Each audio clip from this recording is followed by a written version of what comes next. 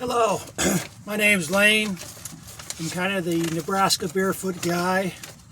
I certainly don't see very many people going barefoot around the area I live, which is in and around the Omaha area. But anyways, I get these responses to my postings of different places I've been to, whether it's a museum or whatnot, and I wish I could do that, or my wife won't let me. And I don't get that, to be honest. Forgive me, but I don't get that.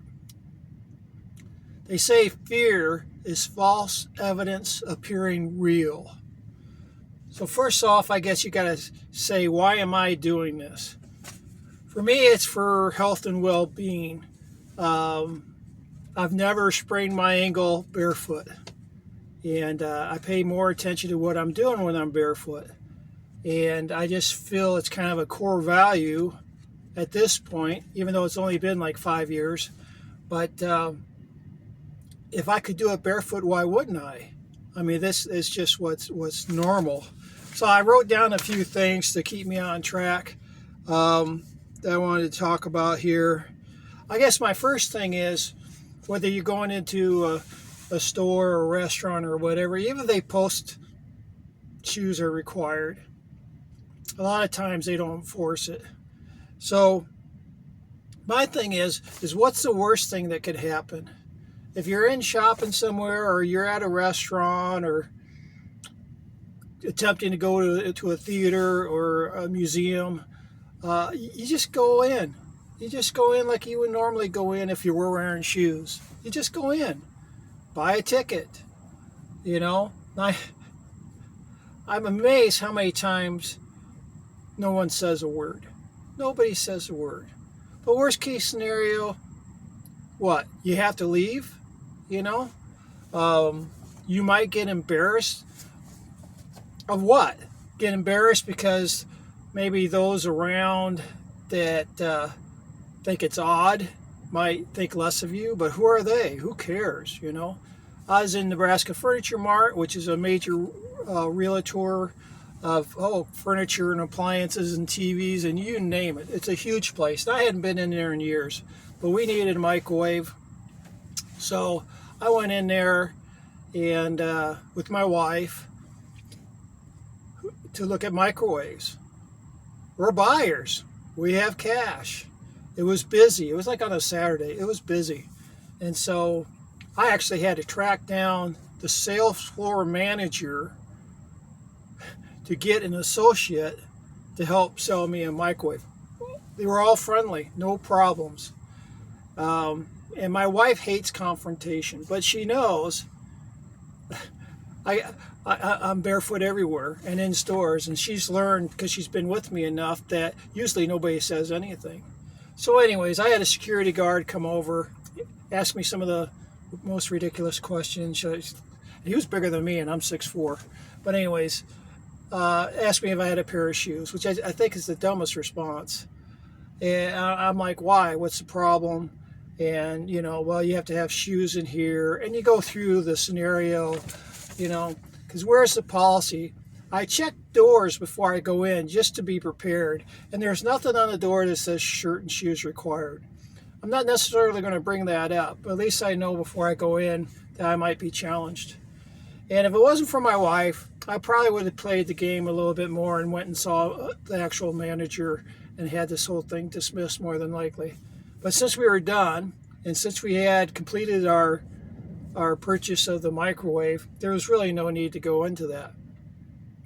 But 9 times out of 10, it's going to be another customer going to the security guard or someone else and complaining that you're barefoot in there. I've always dressed nice. I don't dress like a bum.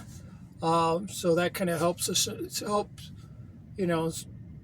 not get me kicked out of places anyways.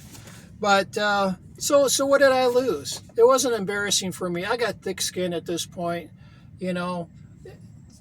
It's not going to embarrass me that I got asked to leave. I did ask him if he was going to perp walk me to the door, because I've had that happen once before. And he said no. He was actually a really nice guy. So we just left. But anyways, you got to get this fear of embarrassment out of your head. So what? So what if someone laughs or gives you a weird look, another customer gives you a weird look or whatever, or they kind of mock you or laugh at you a little bit. So what? You know, it's like you can't hurt me with that. So, and I'm being me and I'm being healthy and, you know, doing my thing. Okay. Yeah. Anyways, of course, you know, if you're in a park, at the beach, walking around the neighborhood barefoot, you know, generally nobody's going to say anything to you. So that's not a big deal. I guess you got to look at why are you into this, you know? I'm not a foot fetish guys, and I've got people wanting to contact me through Facebook Messenger and whatnot. You know, they want to be friends, and they're generally kooky, you know.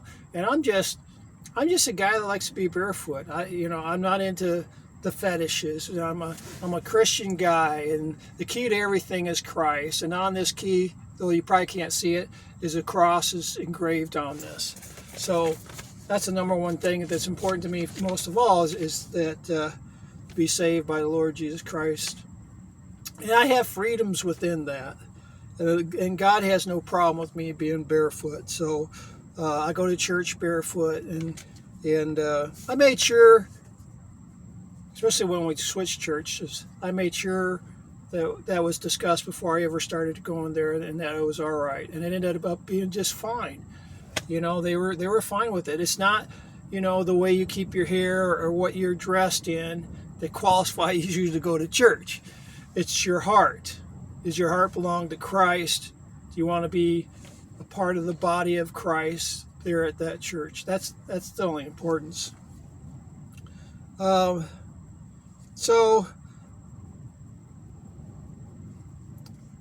I'm getting off track here.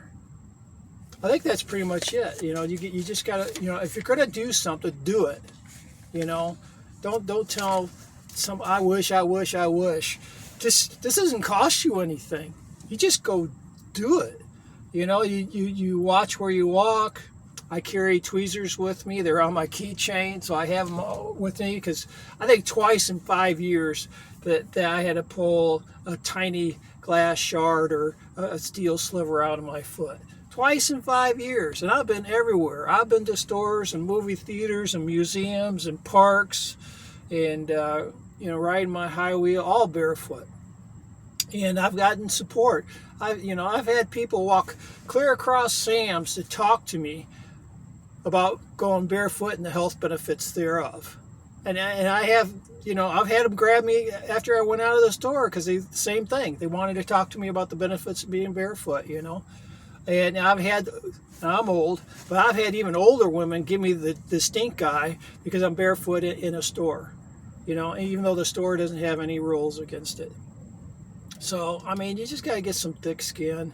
And this bit about my wife won't let me, or maybe my husband won't let me. Yeah, you know, as a Christian, you submit to each other. So you have that. But the fact that your wife won't let you do this, man, I'm sorry. You got to man up. Be polite about it. You know, I don't make my wife go barefoot. She wouldn't go barefoot in public to save her life. But she had concerns about being embarrassed to be with me if I got confronted about being barefoot. But after going through enough stores and stuff, she just kind of found out nobody ever talks about it. Nobody ever says much about it, you know. I can remember being in a Walmart once, and I had this kid that was probably in his 20s, and he was videoing me with his phone, and he was in one of the aisles as I walked by. And I caught that out of the corner of my eye. Obviously, it's unusual. So I walked back to him, and I went right up to him, and I said, "Hey, I saw that you were videoing me." And he started apologizing. And I said, no need to apologize. I get it. It's unusual to see somebody barefoot in a Walmart. I said, I get that. But I just figured maybe you had some questions, you know. And so we talked for a little bit. It was all good. I said, hey, I do it for my health and, you know, well-being, and there's nothing in here that's going to hurt me that I'm aware of. And, and it was all good. So as far as the spouse goes, you know, maybe you have to push the envelope a little bit and say, hey, you know, if you're embarrassed, if somebody confronts me in the store and seems embarrassing to you, then go ahead and walk off into another direction, and we'll meet up afterwards, you know. But most of the time I have a dialogue with a store clerk, it's usually pretty positive. You know, they may think there's a rule against it. I went into a Menards years ago. I went into Menards, of course, barefoot. And there just happened to be a gal right by the turnstiles as you go in, and said, "I'm sorry, sir, you have to have shoes in here." And I didn't even stop. I did slow down, but I didn't even stop. And I just said, you know, Menards has no rules requiring customers to wear shoes, and I've shopped here for years and never had a problem. And she said, "Oh, I didn't know that." And that was the end of it. I had the same thing happen at a Walmart at one point, and I was coming in, and a guy was telling me that I had to have shoes, and I said, and I told him, and you got to be nice, you know. I said, well, that's actually not true. I said, I went through corporate to check on this, and they said that they had no shoe policies for customers, and they don't want anything to impede my shopping experience. And he goes, I didn't know that. So a lot of times a clerk says something, it's not true. You know, they just assume it's true. I actually got kicked out of a Lowe's once. I was in there fairly early in the morning, I know about 7 o'clock, and I was looking at screws, and I already found that they didn't have what I was looking for. So I was really already done by the time this gal came over. And of course, she asked the dumbest question she could ask: "Do you have any shoes?" Well, I'm not wearing any shoes. What do you mean, do I have any shoes? You know. And I'm like, why? What's the problem? Well, you got to have shoes on, which isn't true at Lowe's. But I was done, and so I just went ahead and left. And since I rarely shop at Lowe's, it really didn't bother me. Been in Home Depots a bunch of times, and I've never had an issue at Home Depot either. I've hurt at hardware stores. I've hurt my hands more than anything else, especially when you're getting metal brackets, like for assembling a deck. You have all these metal brackets, and they have sharp edges. I've cut myself on that and screws at hardware stores, my hands. But I've never stepped on anything that caused an injury. And so, you know, a lot of it's just some conversations and being polite. What do they call that? Contributory. There is a deal, a court case, a Supreme Court case, contributory negligence. And it went to the state Supreme Court where somebody had hurt their foot in the store. And it was really their fault because they weren't watching where they were stepping. And they dismissed it. It's called contributory negligence. So if you're in a place of business without shoes on, and there's a chance you can get injured and you didn't have shoes on, that's your own fault. And most of the time, you know, simple conversations and talking about that, they just let it go, you know. I have restaurants where I'm welcomed. Where I get my hair cut, they welcome me, you know. I've taken trips on airlines all the way, and technically they have a shoe policy. But, you know, I went all the way from Nebraska to California, back over 4 planes and 3 airports, all barefoot, no problem. I just don't think you make anything of it. You don't promote it to the point where, look at me, I'm barefoot. You just, you know, it's just acting normal. So anyways, that's, you know, man up if you're a guy or a gal, you know, just tell your spouse, hey, I'm going to go in barefoot, you know, and we can go in 2 different doors or whatever you want to do. But man, I just can't imagine being ruled by your spouse. It's a partnership, an equal partnership, and there's give and take, and there's things she's going to like to do, and there's things you're going to like to do, and there's a balance there. But to be so controlled that your spouse is going to stop you from doing something that's not criminal, you know, that's something that you have the free will to do, just boggles my mind. So anyways, I would just say gut up. Get some thick skin. Who cares if somebody looks at you funny? Who cares, you know, if they have some sly comment or something? I've heard people talk behind my back at stores. I don't care. It's not going to change where I'm going or what I'm doing. So, you just got to laugh at it and move on. So, my name's Lane. I'm the Nebraska Barefoot guy. I know there's a few other people that go barefoot in Nebraska, but I sure haven't seen it.